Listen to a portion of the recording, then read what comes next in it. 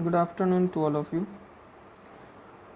हम लोग last class में जो थर्ड लेक्चर था पीजीबीपी में, उसमें 35D हम लोग डिस्कस कर रहे थे, एडी सॉरी।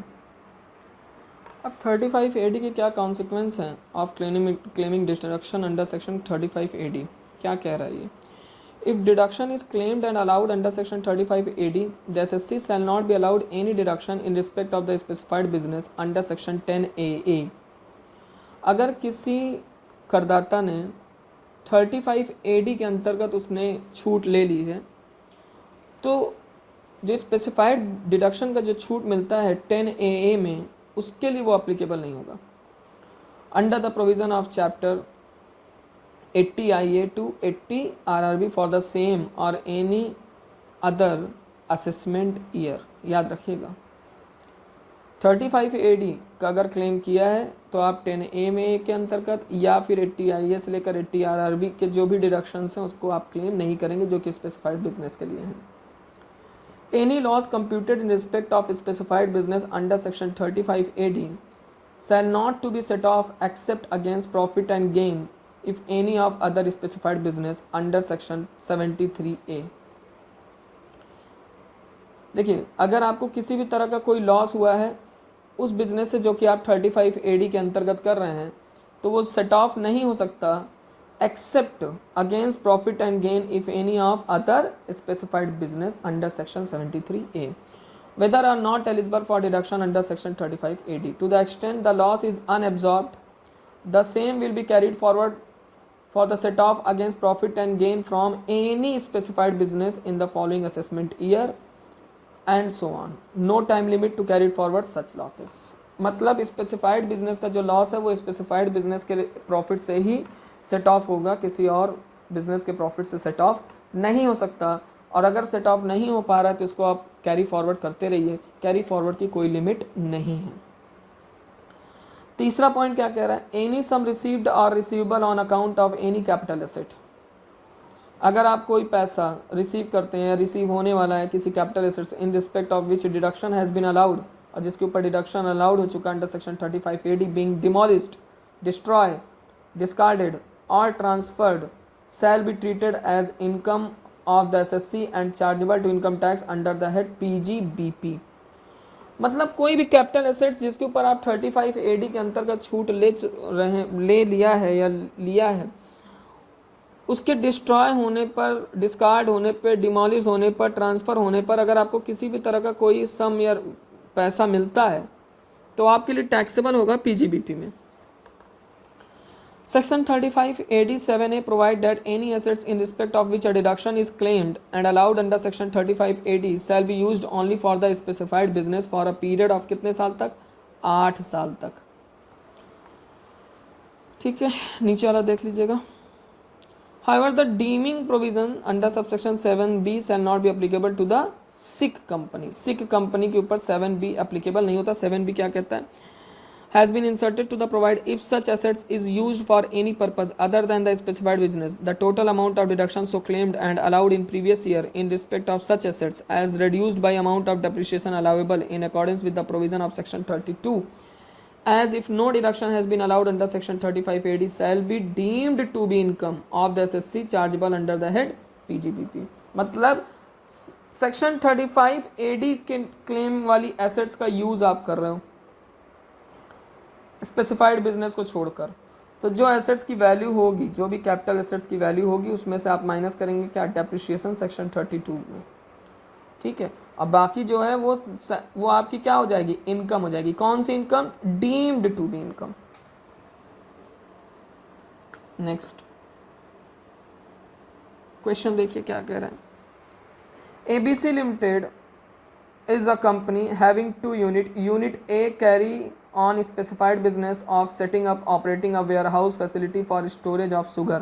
Specified business में आता है, आप देख लीजिएगा list. Unit B carries non specified business of operating a warehouse facility for storage of edible oil. सरसों के तेल वगैरह को स्टोर करता है। Unit A commence operation on 1 April 2018 and it claimed deduction of ₹100 lakh incurred on purchase.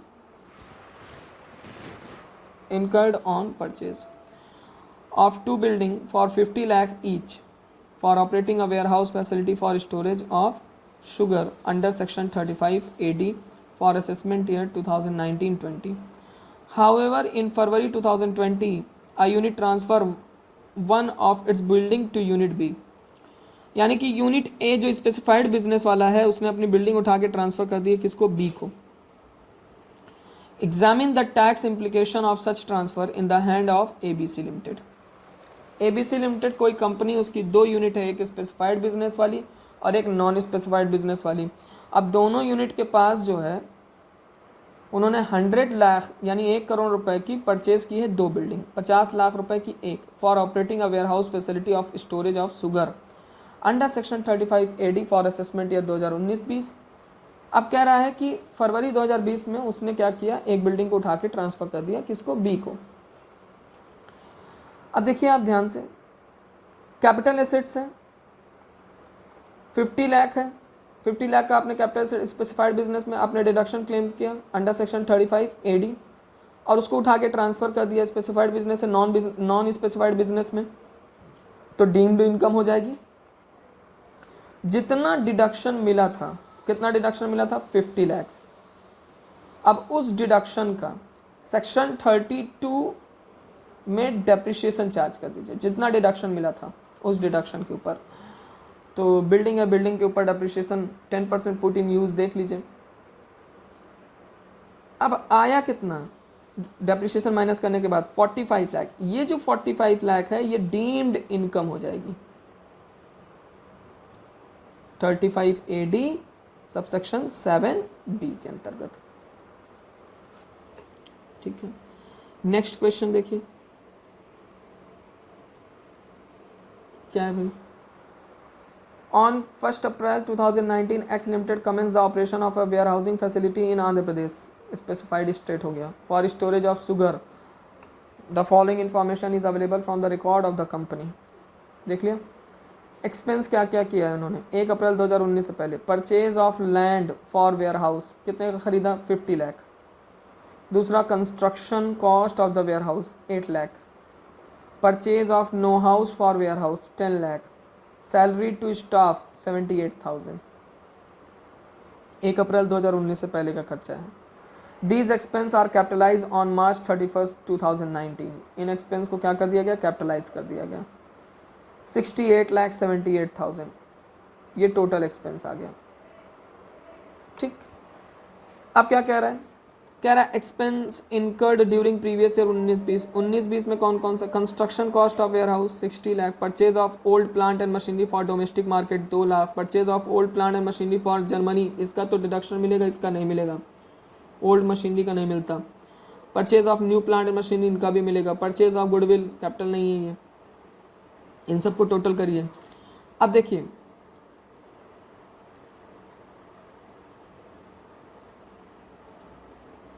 Profit and loss account भी दिया हुआ है. Depreciation on building, amount collected from person using ware house 78 lakh rupees. Depreciation of machinery 3,50,000. Cost of know how return of 10 lakh. Other operating expense 751. Donation to a political party 10,000. Net profit 53,49,000. Out of other operating expense a payment of 40,000 is made in cash. कितना कर सकते हैं, 10,000 rupees. Other operating expense are deductible under section 37. Find out the taxable income of X Limited for the assessment year 2020-21 on the assumption that X Limited has the following income from other source. Income from the business of commission agency 20,15,000 computed under the provision of income tax act, and dividend from a foreign company 50,000.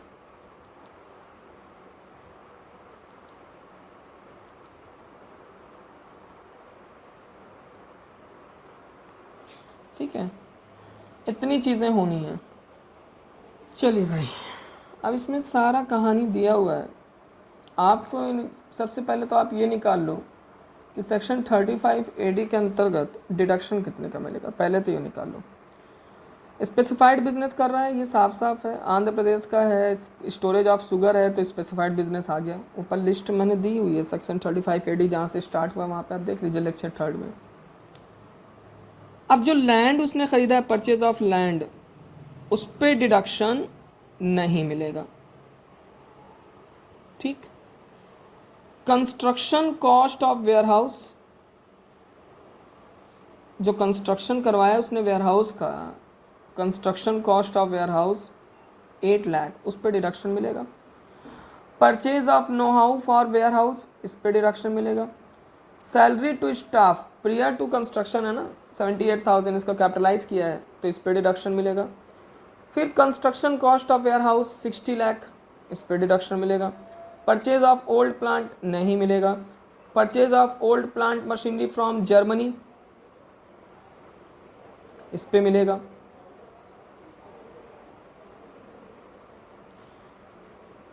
फिर क्या कह रहा है, purchase of new machinery 9 lakh rupees, इस पे मिलेगा। 9 4 13। अच्छा, यहाँ पे purchase of old plant and machinery from domestic market, इसने खरीदा है ना, इसने कहीं यूज करके तो नहीं लाया ना यहाँ पे, मतलब इसने किसी दूसरे ओल्ड मशीनरी को यूज नहीं कर रहा है, पुरानी मशीनरी खरीद रहा है।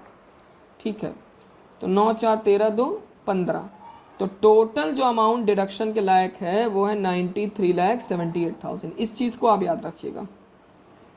अब आइए आगे, computation of income of warehouse, net profit as per profit and loss account. Question में दिया हुआ है 53,49,000। एड डेप्रिशिएशन ऑफ बिल्डिंग, ये भी क्वेश्चन में दिया हुआ है क्योंकि डेप्रिशिएशन का डिडक्शन तो है नहीं, 3,40,000। डेप्रिशिएशन ऑफ मशीनरी, देखिए depreciation of building, profit and loss account बनाया हुआ है ना, कितना दिया हुआ है 3,40,000। Depreciation of machinery 3,50,000। Add cost of know how not deductible as deduction is available under section 35 AD 10 lakh.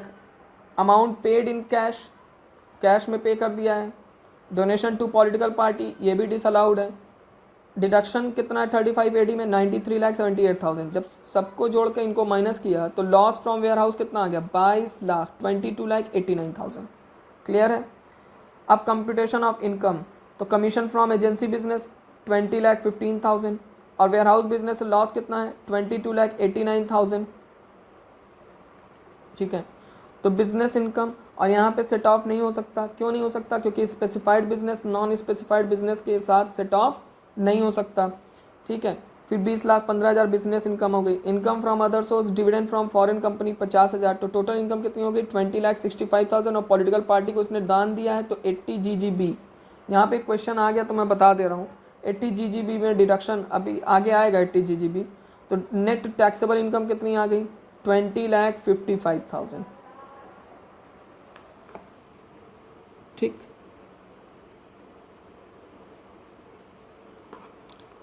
उसके बाद वाला इलस्ट्रेशन आप लोग खुद से देख लीजिएगा। अब आगे बढ़ते हैं। 35 AD मैंने बताया। अब next contribution for rural development programme, section 35 CCA क्या है भाई ये? This section allow a deduction of the following expenditure incurred by SSC during the previous year. Payment to an association और institution having the objective of undertaking programme of rural development, ग्रामीण विकास का अगर कोई प्रोग्राम करता है, such payment must be used for carrying out any programme of rural development approved by the prescribed authority. Payment to an association और institution having as its object the training of person for implementing the rural development programme, या किसी भी तरह का कोई payment करता है किसी इंस्टीट्यूशन को जो रूरल डेवलपमेंट प्रोग्राम या डेवलपमेंट प्रोग्राम का काम कर रहा हो और उसको पेमेंट कर रहा हो आपकी कंपनी कर रही हो, जैसे NGO वगैरह को पेमेंट नहीं करते हैं रूरल डेवलपमेंट प्रोग्राम के लिए। ऐसे प्रोग्राम में 2 लोग, मोहित जा चुका है, पैसा भी कमाया था 24,000 रुपये, 24 कमाया था 48 ऐसे ही कुछ कमाया था। फिर payment to a national rural development fund set up and notified by central government. Payment made to national urban poverty eradication fund set up and notified by the central government. इन फंडों में भी अगर आप किसी भी तरह का कोई पेमेंट करते हैं तो आपको 35 CCA के अंतर्गत छूट मिलेगी।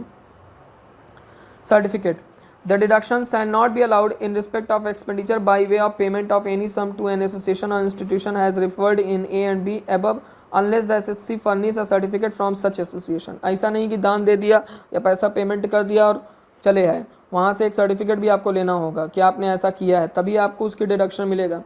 Deduction for the sum paid shall not be denied if the approval granted to the above program association institution has been withdrawn subsequent to the payment by the SSC. Section 35 CCC weighted deduction for expense on notified agriculture extension. ठीक है, where an SSC incur any expenditure not being expenditure in nature of cost of any land or building or any notified agriculture extension project in accordance with the prescribed guideline, then such SSC can claim. अगर वो agriculture extension के programme के तहत अगर वो किसी भी तरह का कोई पेमेंट करता है तो वहाँ पे भी डिडक्शन है, weighted deduction of 150% of such expenditure, और 21-22 से वो हो जाएगा 100% एग्रीकल्चर एक्सटेंशन में।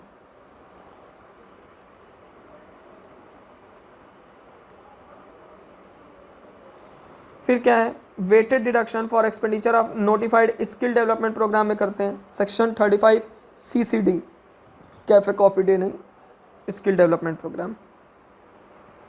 SDP में करते हैं, company incur any expenditure not being expenditure in nature of cost of any land और बिल्डिंग, कॉस्ट ऑफ बिल्डिंग को छोड़कर, यहाँ पे भी कॉस्ट ऑफ बिल्डिंग को छोड़कर, ठीक है, on any notified skill development project, then such company can claim a weighted deduction of 150% of such expenditure. अब एक क्वेश्चन दिया हुआ है, purchase price of raw material use for the purpose of in house research and development 1,80,000, research and development, in house research and development छूट मिलेगी। Purchase price of assets used for in house research and development wrongly debited to profit and loss account, land की छूट नहीं मिलती लेकिन debit कर दिया, building 3 lakh रुपए। Expenditure incurred on notified agriculture extension 1.5 lakh रुपए, छूट मिलेगी 35CCC में।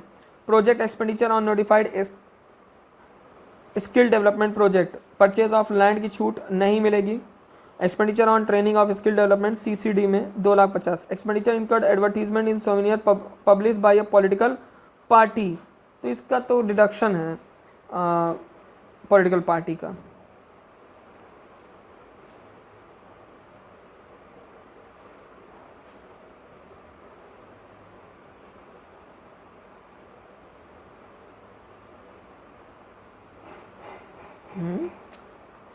क्वेश्चन इनकम्प्लीट है लग रहा है।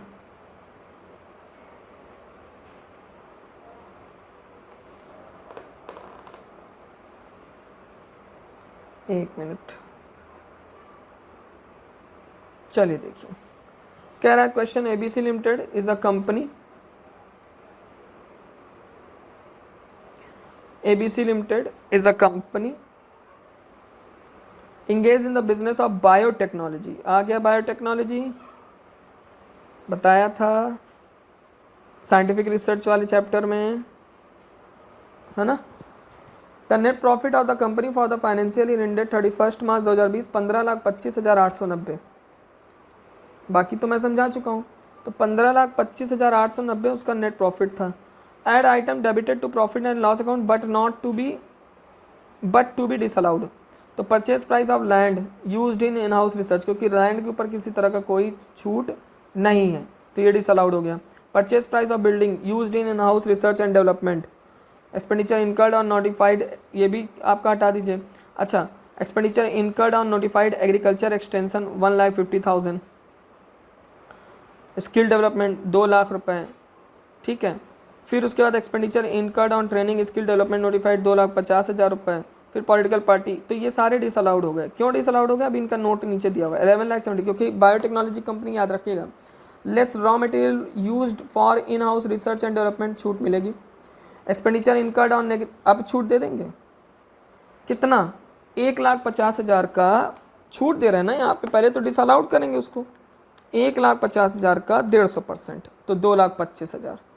Expenditure incurred on training and development in notified skill development program 2,50,000 किया था, उसका 150%, 3,75,000 रुपये, तो 6,90,000 रुपये ये आया।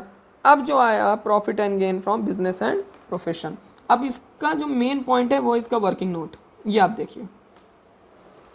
पहला पॉइंट क्या कह रहा है, purchase price of land is not allowed as deduction under section 35 AB to AB, biotechnology वाला मैंने पढ़ाया था आपको। Cost of building being capital expenditure 100% deduction shall not be allowed under section 35, ठीक है। The expenditure qualify for 150% deduction under section CCC CCD। The expenditure incurred on advertisements on near party is disallowed, ठीक। The expenditure incurred on raw material qualify for 150% deduction under section 35 2A since it is already debited to profit and loss account and balance 50% is allowed. वो already debited था profit and loss account में, ठीक है, और उसका जो balance बचा 50%, क्योंकि 150% का है। आप देखिए रॉ मटेरियल को, आप देखिए ओहो, ये purchase of raw material for in house research, ठीक है। तो purchase of raw material used for the in house research and development कितने का है, 1,80,000 रुपये। अब 180 का 150 कर दीजिए तो 270 आया। अब 180 तो डेबिटेड ही है तो उसमें तो कोई दिक्कत नहीं है। अब बचा कितना, 90,000, उसको भी लेस करिए। सर यहाँ पे क्यों किया purchase price of building, expenditure incurred on land, बेटा ये सब कैपिटल एक्सपेंडिचर जो भी यहाँ पे ये कर रहा है, ये सारे खर्चे पहले तो डिसअलाउड होंगे ना, कि बिजनेस के एक्सपेंस नहीं है। और बाद में इनको हम माइनस करेंगे क्योंकि इनका हमें क्या मिल रहा है, छूट मिल रहा है। किस में मिल रहा है, 35 CCC 35 CCD, इसलिए माइनस हो रहे हैं।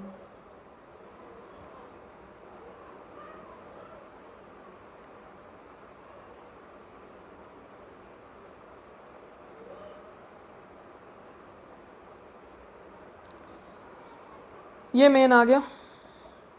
amortization of preliminary expenses, amortization of preliminary expenses, preliminary expenses पहले तो आप समझ लीजिए क्या होता है। Section 35D provide the amortization of preliminary expense incurred by Indian companies and other resident non corporate taxpayer for the establishment of business, यानी कि बिजनेस को इस्टेब्लिश करने से पहले जो खर्चे होते हैं उनको प्रीलिमिनरी एक्सपेंस कहते हैं।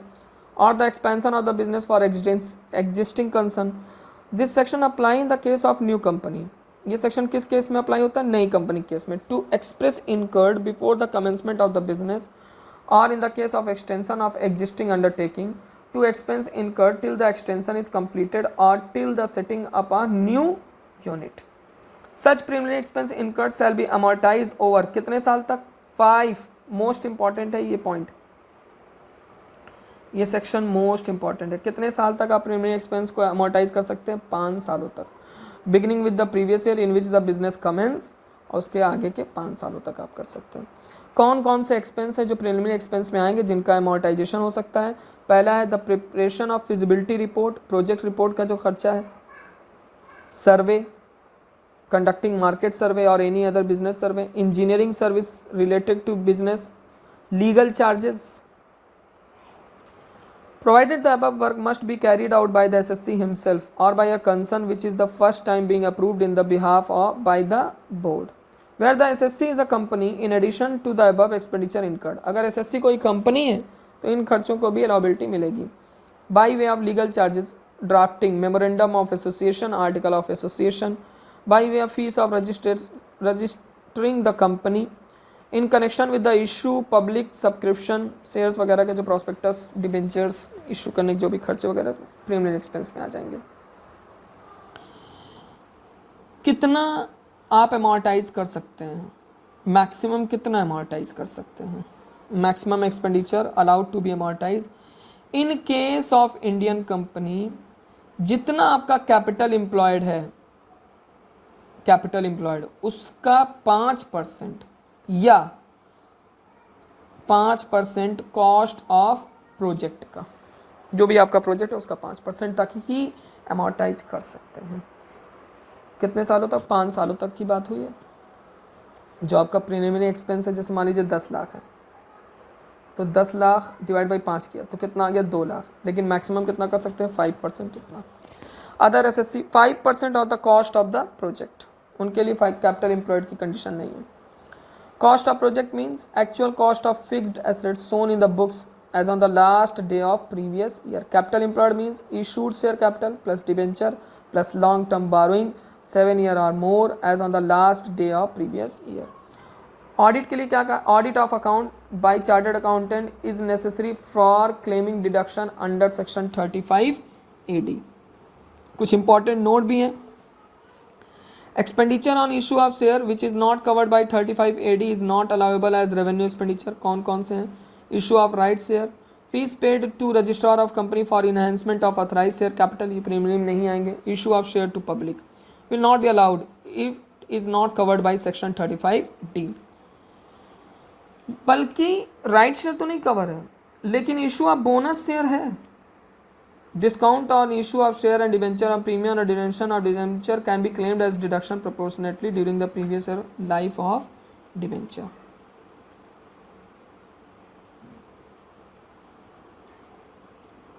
एक क्वेश्चन है. The following expense incurred by the company before commencement of business: expense on incorporation, issue of shares 82,000. ठीक. Preparation of feasibility report, project report and conducting market surveys. The work is completed by the taxpayer itself. Okay. 1,50,000. Okay. फिर क्या कह रहा है? Engineering service work is carried on by the concern which is not approved by the board. Approved नहीं है वो board से. 1,50,000. Determine the amount of deduction under section 35D assuming that the following figure of fixed assets and capital on March 31st 2020 last day of year. अब यहाँ पे 45 लाख का fixed assets था, share capital 50 lakh का, डिबेंचर 12 लाख का और 8 लाख का long term borrowing from a financial institution.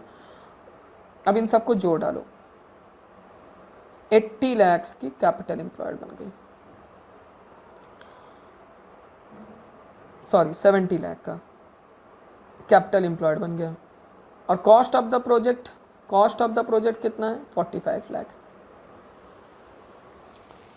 तो मैक्सिमम जो अलाउबिलिटी है तो 45 लाख और 70 लाख दोनों में से जो हायर है, तो 70 लाख ज़्यादा है. अब 70 लाख का 5% ले लीजिए तो 3,50,000 मैक्सिमम अलाउबिलिटी निकल आई. क्वालिफाइंग तो 82,000 क्वालिफाई कर गया, 1,50,000 क्वालिफाई कर गया, 2,33,000. तो क्वालिफाइंग डिडक्शन कितना है? तो 3,50,000 तो आपका मैक्सिमम था और 232 आपका निकल कर आ रहा है. ठीक है. तो अमाउंट एलिजिबल फॉर अमॉर्टाइजेशन ए और बी, यानी कि ये जो आप क्वालिफाइंग निकाले उसमें और B whichever is lower, तो लोअर कितना है? 332. तो 332 को आप माइनस कर दीजिए. अमाउंट अब 2,32,000 डिवाइड बाई 5 कर दीजिए. 2,32,000 डिवाइड बाई 5.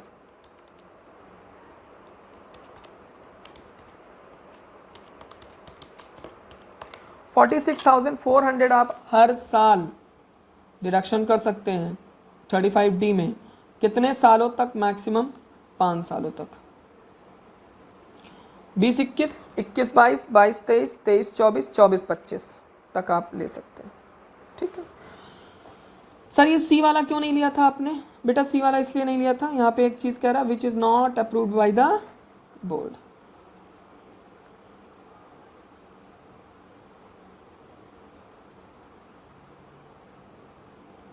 फिर आइए next 35DD amortisation of expense for amalgamation and demerger. Amalgamation और डीमर्जर होने पर भी खर्चे होते हैं, उनके अमॉर्टाइजेशन के लिए क्या कह रहा है? An Indian company incurred expenditure wholly और exclusively for the purpose of amalgamation और demerger shall be allowed as deduction equal to 1/5 of such expenditure for 5 successive previous year beginning with the previous year in which amalgamation or demerger take place.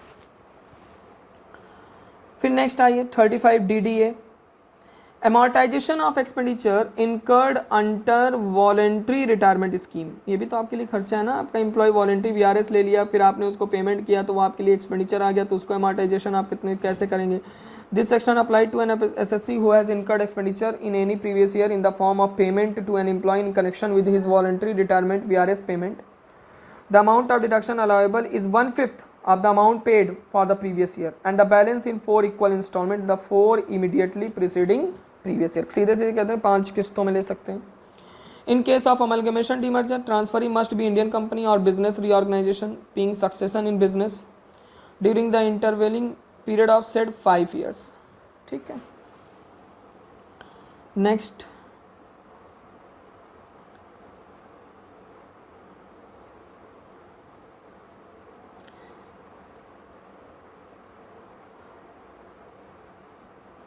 okay.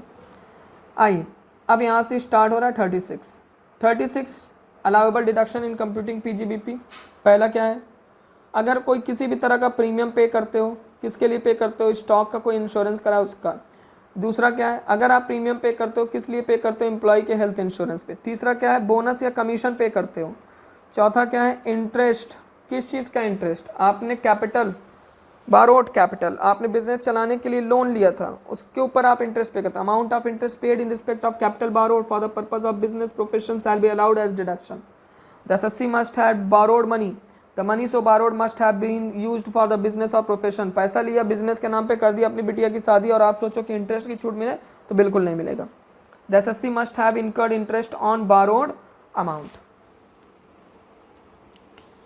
कुछ point क्या रखा है, the capital may be borrowed either to incur revenue expenditure और to incur capital expenditure. जो आपने capital बारो कर रखा है वो या तो रेवेन्यू खर्चों को पूरा करने के लिए या कैपिटल एक्सपेंडिचर को पूरा करने के लिए किया, कोई दिक्कत नहीं।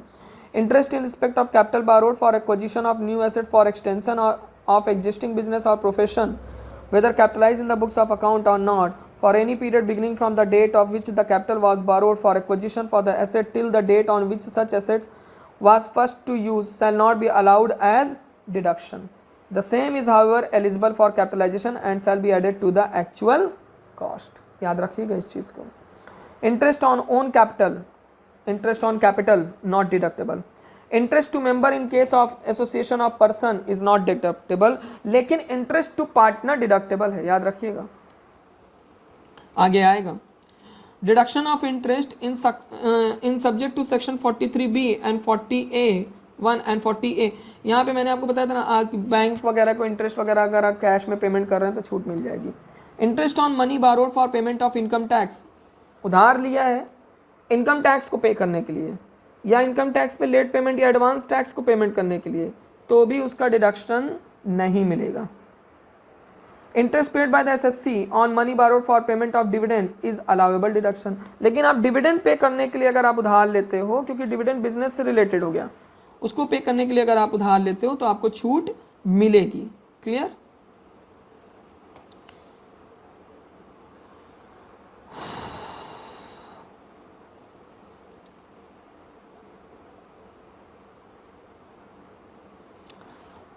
अब यहाँ पे जीरो कूपन बॉन्ड की बात कर रहा है, ठीक है, देखिए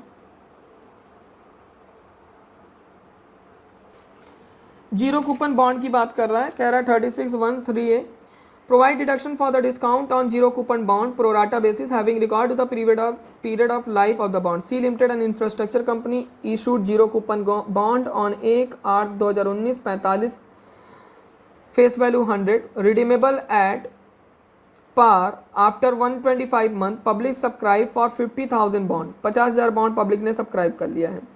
द अमाउंट मतलब 45 रुपये में इशू किया गया है और 100 रुपीज़ उसकी फेस वैल्यू। यही जीरो कूपन बॉन्ड की खासियत होती है, उसमें कोई इंटरेस्ट रेट नहीं होता। Find the amount as deduction under section 36। अब लो तो भाई टोटल अमाउंट ऑफ डिस्काउंट, कितना डिस्काउंट दे रहा है, तो भाई 45 का है 100 में मतलब 100 का है 45 में दे रहा है, तो 55 और 50,000 बॉन्ड इशू किया, 50,000 मल्टीप्लाइड बाई 55 तो 27,50,000। कितने साल के लिए, तो पीरियड ऑफ बॉन्ड है 125 मंथ्स, तो 125 से डिवाइड कर दी तो 22,000 रुपये कॉस्ट हो गई पर मंथ बॉन्ड की। 1/8/2019, तो 1/8/2019 से लेकर 31 मार्च 2020 जोड़ डालिए।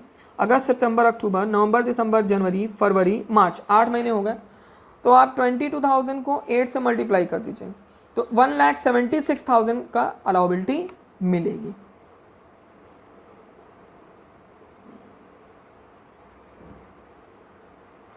अब आ गए हम कहाँ पे, सेक्शन 37।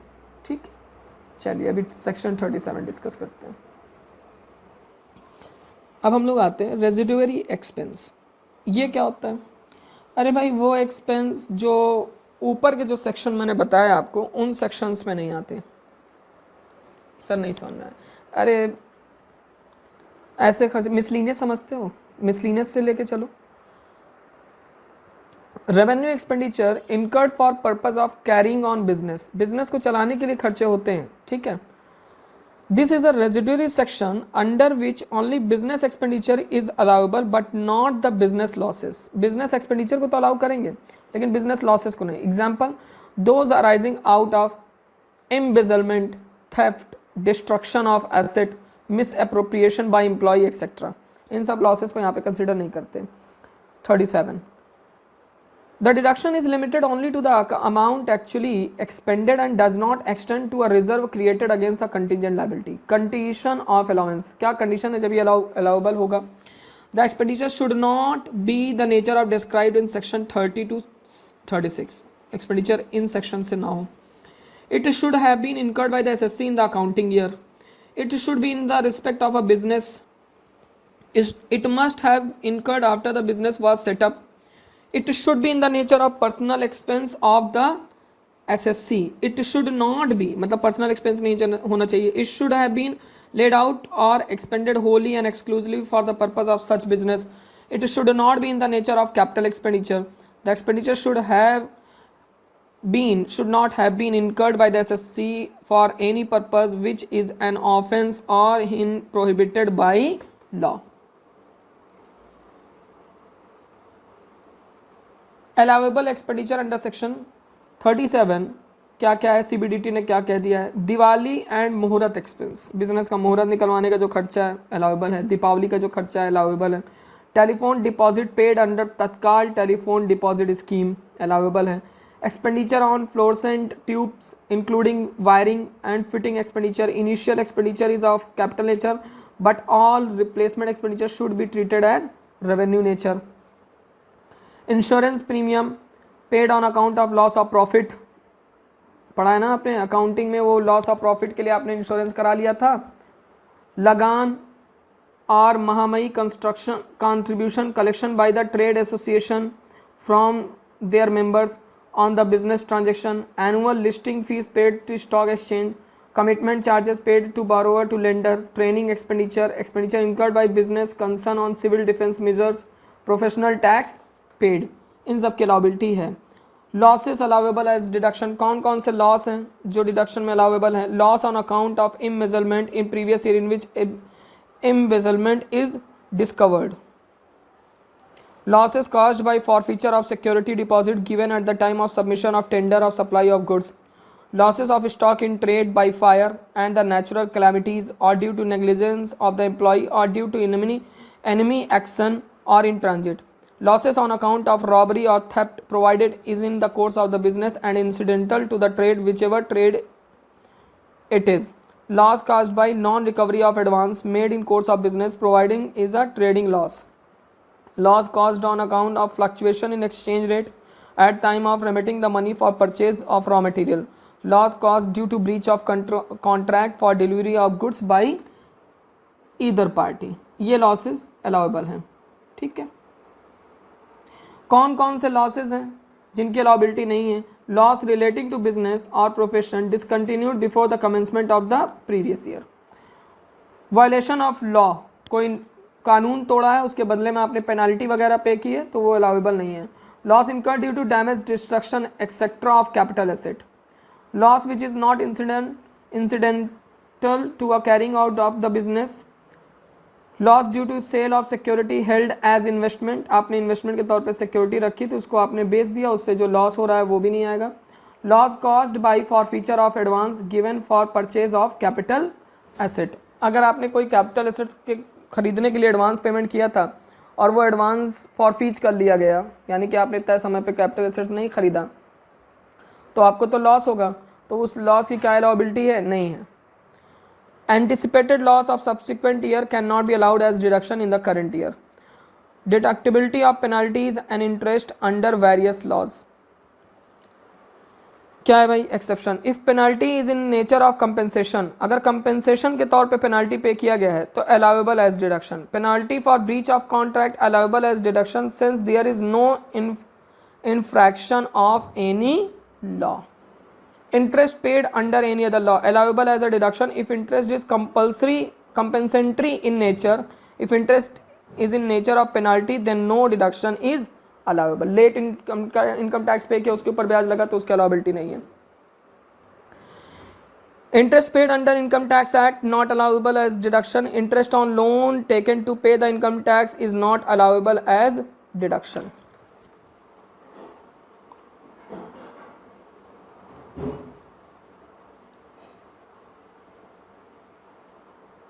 क्या कह रहा है भाई, अलाउबिलिटी ऑफ सर्टेन एक्सपेंस, कुछ एक्सपेंस ऐसे हैं जिनकी अलाउबिलिटी है डायरेक्टली। पहला है dividend and dividend distribution tax under section 115O is not allowable as deduction, इनकी अलाउबिलिटी नहीं है। Income tax surcharge and education cess is not allowable as deduction, provision for uncertain liabilities is not allowable as deduction, prior period expense are not allowable as deduction but they are allowable if liability to pay crystallized during the previous year, example increased salary is paid in current year under increase by pay commission policy।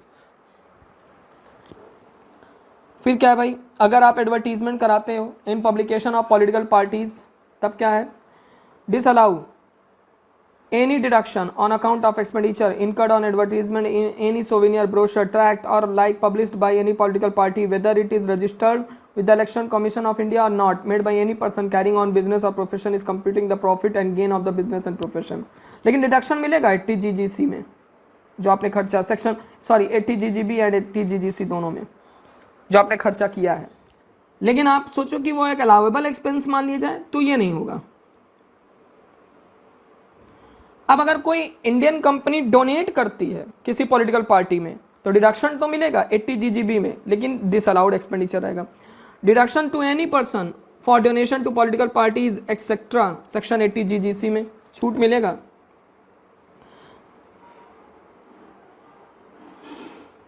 अभी आगे आएगा। अब एक question है, कह रहा है during the previous year 2019-20 ABC Indian company 1 lakh contributed a sum of ₹2 lakh to an electoral trust and incurred expenditure 25,000 on advertisement in a brochure of a political parties. It is compulsory eligible for deduction in respect of such contribution expenditure assuming that the contribution was made by the check.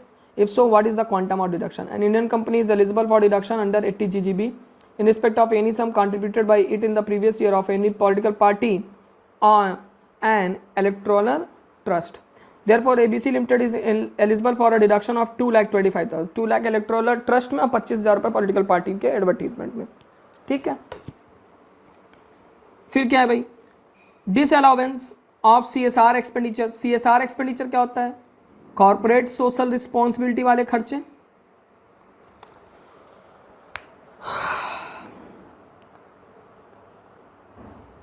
कह रहा है for the purpose of section 37(1) any expenditure incurred by an SSC on the activities relating to corporate social responsibility referred to in section 135 of the Company Act 2013 shall not be deemed to be have incurred for the purpose of business and hence shall not be allowed as deduction under section 37.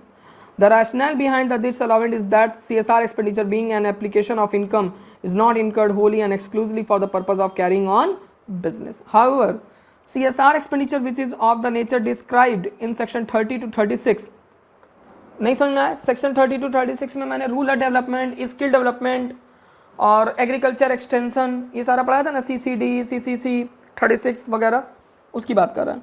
Shell be allowed as deduction under दो section subject to fulfilment of condition if any specified देयरइन।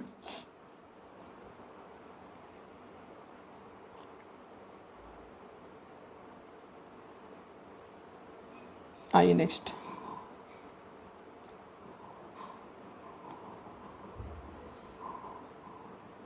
अब आ गए हम लोग section 40 पे, इन admissible deduction, वो deduction जो इन admissible हैं।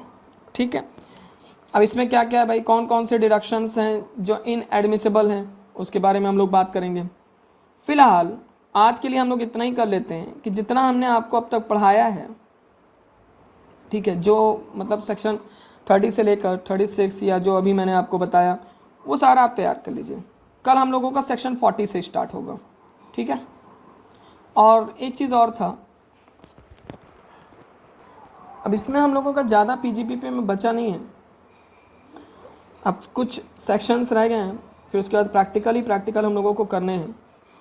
अब जैसे जैसे मैंने आपको नोट्स भी व्हाट्सएप कर दिया, आप देख लीजिएगा। जितना चीज़ें मैं आपको पढ़ा चुका हूँ उन सी चीज़ों को आप पढ़ लीजिए, रिवाइज कर लीजिए पीजीबीपी में। और जो भी स्टूडेंट ये कहते हैं, जैसे मैं फ़ोन करता हूँ, सर अभी पीजीबीपी नहीं पढ़ा, पहला दूसरा लेक्चर पढ़ा, तीसरा नहीं, भैया मेरे साथ साथ पढ़िए, तभी आप कर पाएंगे। आप लोगों के लिए एक थोड़ी सी न्यूज़ ये है कि मैं भी कंफर्म नहीं हूँ, मैं भी बस मुझे अपने थोड़े बहुत सूत्रों से पता चला मैं भी कि आपका जो एग्ज़ाम है एक्सटेंड हो। क्लियर है? नहीं होता है तो आपके पास 1 महीने 8 दिन का टाइम आप मान के चलिए है, ठीक है। ओके, बाकी ख्याल रखिए अपना। Thank you class.